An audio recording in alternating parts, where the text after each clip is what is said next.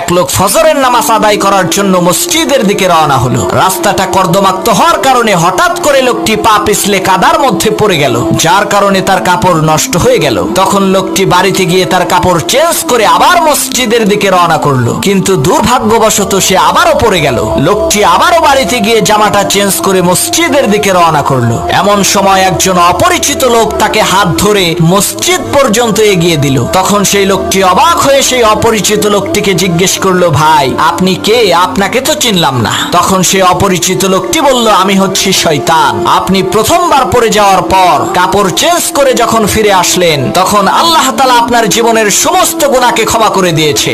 দ্বিতীয়বার যখন ফিরে আসলেন, তখন আপনার পরিবারের সমস্ত লোকদের গুনাহ ক্ষমা করে দিয়েছে। এখন আবার যদি ফিরে আসেন, তাহলে তো পুরো এলাকাবাসীর গুনাহ মাফ হয়ে যেতে পারে। এই ভয়ে আপনাকে মসজিদে এগিয়ে দিল।